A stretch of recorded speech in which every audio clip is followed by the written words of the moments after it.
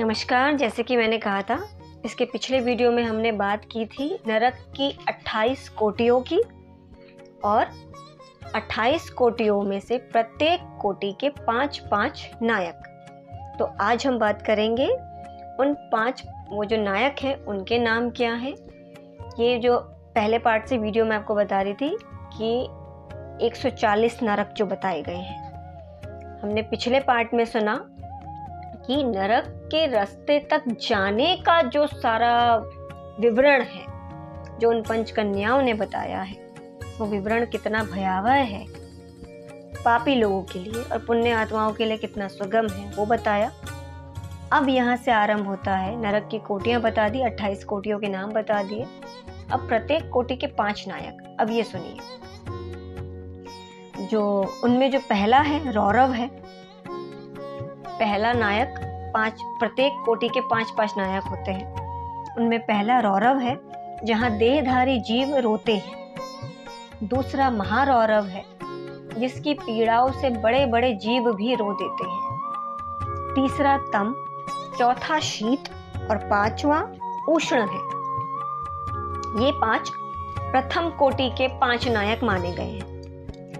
इनके अलावा सुघोर, सुतम, तीक्ष्ण, पद्म, संजीवन, शठ, महामाय, अतिलोम, सुभीम, कटकंग, तीव्रवेग, कराल, विकराल, प्रकंपन, महापद्म, सुचक्र, कालसूत्र, प्रतर्दन, सूचिमुख, सुनेमी, खादक, सुप्रदीपक, कुंभिपाक, सुपाक, अति दारुण कूप, अंगार राशि, भवन,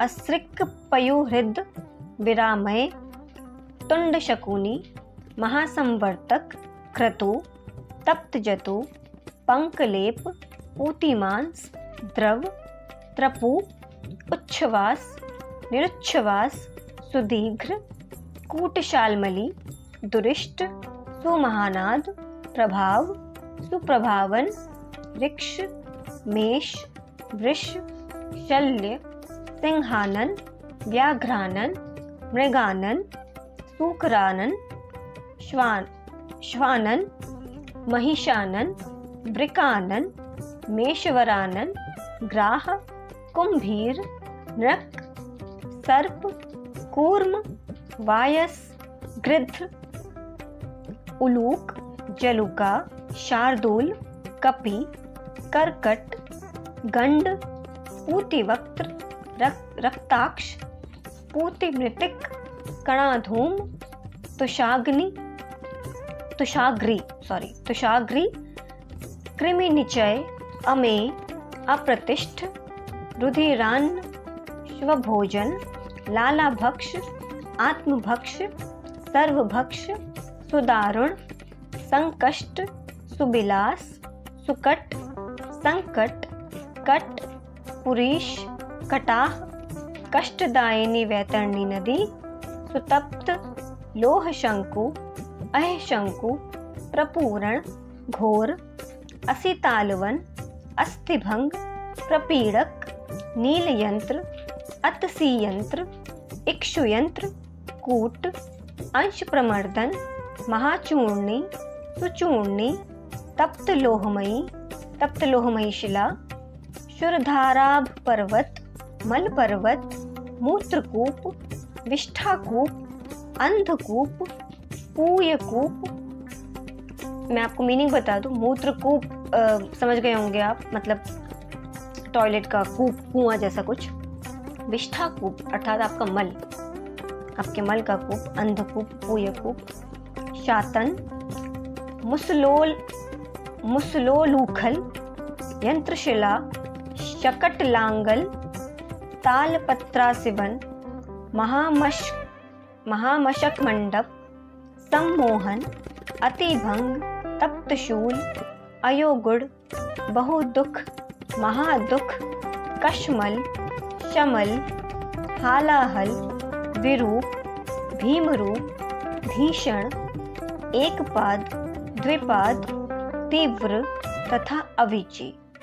यह अवीची अंतिम नरक है। इस प्रकार ये क्रमशः 5-5 के 28 समुदाय माने गए हैं। एक एक समुदाय एक एक कोटि का नायक है। इसका अर्थ समझे आप। 28 कोटि का है और प्रत्येक कोटि के 5 नायक हैं और इस प्रकार ये 5-5 के 28 समुदाय बनते हैं। एक समुदाय एक एक कोटि का नायक है। रौरव से लेकर अवीची तक कुल 140 नरक माने गए हैं। रौरव से लेकर अवीची, ये जो अंतिम नरक है, इन सब में पापी मनुष्य अपने अपने कर्मों के अनुसार डाले जाते हैं और जब तक भांति भांति की यातनाओं द्वारा उनके कर्मों का भोग समाप्त नहीं हो जाता, तब तक वे उसी में पड़े रहते हैं। जैसे सुवर्ण आदि धातु जब तक उनकी मैल न जल जाए तब तक आग में तपाए जाते हैं, उसी प्रकार पापी पुरुष पाप क्षय होने तक नरकों की आग में शुद्ध किए जाते हैं। इस प्रकार क्लेश सहकर जब ये प्राय शुद्ध हो जाते हैं, तब शेष कर्मों के अनुसार पुनः इस पृथ्वी पर आकर जन्म ग्रहण करते हैं। तृण और झाड़ी आदि के भेद से नाना प्रकार के स्थावर होकर वहां के दुख भोगने के पश्चात पापी जीव कीड़ों की योनि में जन्म लेते हैं। फिर कीट योनि से निकलकर क्रमशः पक्षी होते हैं। पक्षी रूप से कष्ट भोग कर मृग योनि में उत्पन्न होते हैं। वहां के दुख भोग कर अन्य पशु योनि में जन्म लेते हैं। फिर क्रमशः गौ योनि में आकर, मतलब गौ माता, गौ योनि में आकर फिर गौ योनि के बनने के पश्चात मनुष्य योनि में आते हैं। अब आप सोचिए जरा, कितनी लंबी जर्नी। एक तो पहले नरकों में इतना कष्ट भोगना, फिर उसके पश्चात मर्त्य लोक में आकर पहले स्थावर, मतलब पहले पेड़, उसके पश्चात फिर कीड़ा, फिर पक्षी, फिर अन्य आदि पशु, फिर गौ माता, फिर जाकर के मानव योनि। बड़ी दुर्लभ है मानव योनि। मानव योनि में आकर यदि प्रभु की भक्ति नहीं करे तो व्यर्थ गया मानव योनि। मानव योनि मिलते ही मात्र 2 कर्मों के लिए, एक अपने कर्मों के भोग हेतु, एक प्रभु प्राप्ति हेतु, पुनः प्रभु प्राप्ति हेतु। जब भी समय मिले, जब भी जागृत होता है, यदि आपको पता चले कि बस हो गया, प्रभु का नाम लीजिए। कली काल में सबसे बड़ी चीज है, सबसे बड़ा एडवांटेज है जो अन्य आदि युगों में नहीं होता, प्रभु नाम।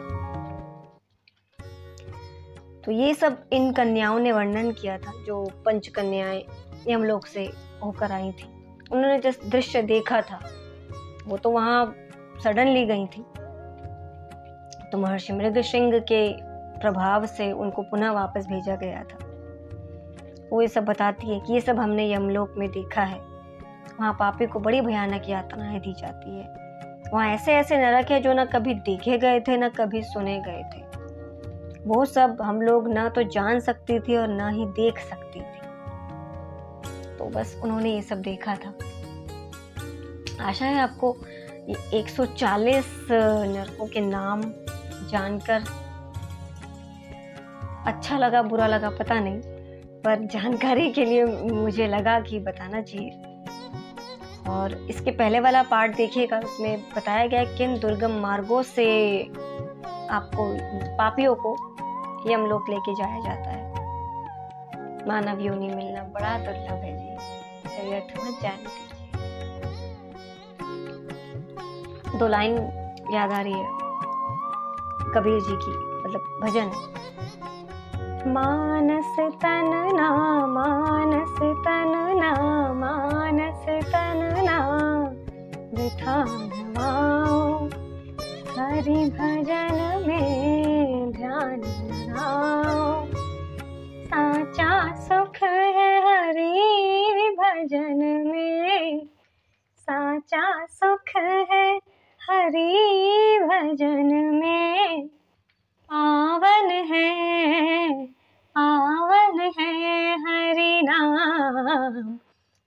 सुख दुख में आए काम, तेरो सुख दुख में आयो काम। मन सुमर सुंदर हरि नाम, मन सुमर सुंदर हरि नाम, तेरो सुख दुख में आयो काम, तेरो सुख दुख में आयो काम।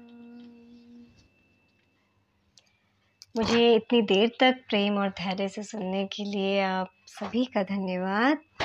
मैं वाणी को देती हूँ विराम अगले आख्यान के लिए। जय सिया राम। धन्यवाद।